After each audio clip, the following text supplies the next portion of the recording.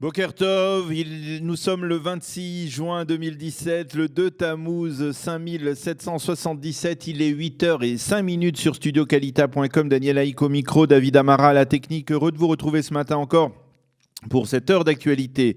Sur studiocalita.com, une heure d'actualité particulièrement chargée que nous allons débuter avec dans quelques instants les grands titres de l'actualité en Israël ce matin. Ensuite, vers 8h15, nous serons en ligne avec le député du parti Israël Beitenu, Oded Forer, qui nous parlera de la loi qu'il va faire voter aujourd'hui à la Knesset sur l'attribution immédiate pour les Olim Khadashim, pour les nouveaux immigrants, d'un passeport dès leur arrivée en Israël, dès leur aliyah. Ensuite, vers 8h25, Eliana Gurfinkel nous présentera sa chronique Un jour notre histoire, qui sera consacrée ce matin à l'anniversaire de la mort de Noémie Shemer. Et puis vers 8h30, plus tôt donc qu'à l'accoutumée, je vous retrouverai pour la revue de la presse et des médias israéliens. Entre 8h40 et 9h, c'est la nouveauté de ce matin, nous serons en ligne avec deux invités qui prendront position autour de deux décisions du gouvernement prises hier sur la suspension du fameux accord autour des prières communes entre hommes et femmes pour les mouvements conservatifs et réformés sur le Kotel, devant le Kotel à Maravi, devant le mur occidental, et la loi sur les conversions. Deux décisions qui ont été prises par le gouvernement. Nous allons les détailler et dans les titres et ensuite dans la revue de la presse. Et ensuite, nous parlerons donc avec deux invités. Le premier sera David Temstedt qui représentera les mouvements orthodoxes Haredi et également nous serons en ligne avec Sylvie Rosenbaum qui elle est l'une des femmes du Kotel qui nous donnera sa réaction après les décisions donc du gouvernement israélien. Ce sera donc entre 8h40 et 9h. Mais tout d'abord, comme promis, les grands titres de l'actualité en Israël, avec tout d'abord la poursuite de la haute tension le long de la frontière israélo-syrienne, avec de nouvelles roquettes qui se sont abattues hier sur le territoire israélien.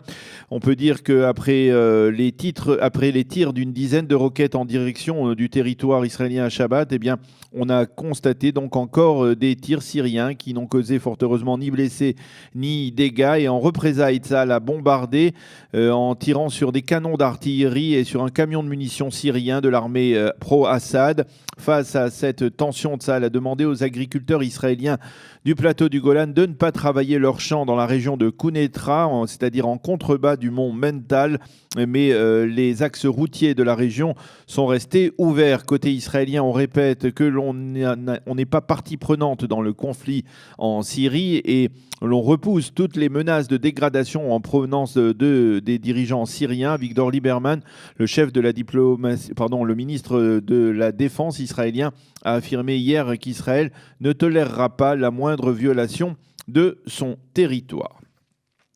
Je vous le disais, le gouvernement israélien a pris hier deux décisions capitales dans le domaine de la religion et de l'État. La première est celle de suspendre l'accord dit du Kotel qui permettait aux membres du judaïsme réformé et conservatif non orthodoxe de prier ensemble, hommes et femmes, sur une seconde esplanade, l'esplanade appelée l'esplanade d'Israël, plus au sud de l'esplanade traditionnelle que nous connaissons tous et qui resterait donc sous le contrôle du grand rabbinat d'Israël orthodoxe. La seconde décision a été de valider la loi sur les conversions qui permet au grand rabbinat d'Israël de conserver le contrôle exclusif du dossier des conversions et cela contre une décision de la Cour suprême. La première décision, celle de la suspension de l'arrangement du Kotel, est celle qui, pour l'heure, suscite le plus de réactions et en priorité une réaction de colère et de déception de la part des deux grands courants dominants du judaïsme américain que sont les réformistes et les conservatives. Les deux seuls ministres qui ont voté contre la suspension ont été Avigdor Lieberman, le ministre israélien de la Défense, et Yuval Steinitz, le ministre de l'Énergie. Ce dernier a affirmé que cette décision risquait de provoquer, je cite, une fracture avec le judaïsme américain. Et effectivement, après l'annonce de cette décision, les responsables des mouvements conservatifs et réformistes, dont beaucoup se trouvent actuellement en Israël dans le cadre du conseil d'administration de l'agence juive, ont même envisagé d'annuler le dîner qu'ils avaient prévu hier soir avec Binyamin Netanyahou, mais ils ont finalement décidé de le maintenir, et ce afin de pouvoir exposer directement au Premier ministre leurs critiques et leurs doléances face à ces deux décisions, celle du Kotel donc et celle des conversions.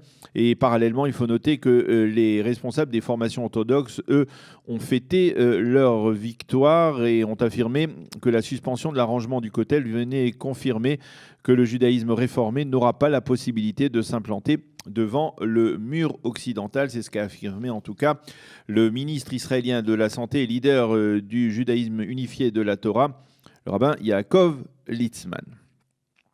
Le député israélien Oded Forer d'Israël Beiteinu devrait faire voter aujourd'hui en seconde et troisième lecture dans l'hémicycle de la Knesset son projet de loi visant à attribuer un passeport israélien aux Olim dès leur arrivée en Israël et non un an après comme c'était la condition, comme c'était la tradition jusqu'à présent. Dans un premier temps, le ministre de l'Intérieur, Aryeh Deri, s'était opposé à ce projet de loi, mais finalement, il le cautionnera. Oded Forer sera avec nous dans quelques instants pour nous expliquer les objectifs de cette loi. Et puis 10 jours après l'attentat qui a coûté la vie à la sergente Hadas Malka Zichrona Livracha près de la porte de Damas à Jérusalem, la sécurité intérieure a révélé hier que de plus en plus de jeunes recrues israéliennes demandent à être enrôlées dans les unités des gardes-frontières. Selon la sécurité intérieure, les récentes attaques ont eu un effet particulièrement motivant pour ces jeunes recrues qui veulent être au cœur du système de défense de l'État d'Israël. Une recrue sur 3 aspire donc à servir dans l'unité des gardes-frontières israéliens. Et puis, sans aucun rapport, on a appris hier que le soldat Elor Azaria s'était senti mal, avait eu un malaise dans la base où il est en détention ouverte. L'un des oncles d'Azaria a écrit sur Facebook que ce malaise était la conséquence de 15 mois de procès et de l'imminence du verdict dans l'appel déposé par la famille Azaria devant le tribunal militaire. Et puis la météo, le temps sera progressivement plus chaud et sec. On peut parler même d'un temps caniculaire durant cette semaine sur l'ensemble du territoire israélien. Les températures vont grimper. Il fera aujourd'hui déjà 32 degrés à Jérusalem, 30 à Tel Aviv avec un fort pourcentage d'humidité et 42 degrés à Eilat. Voilà, c'est la fin des titres de l'actualité en Israël ce matin. Nous retrouvons dans quelques instants après un jingle, nous retrouvons dans quelques instants donc Oded Forer, le député d'Israël Beiteinu, qui nous parlera de son projet de loi. Nous parlerons avec lui en ivrite et je traduirai presque simultanément, dans la mesure du possible, ses réponses. Ce sera dans quelques instants.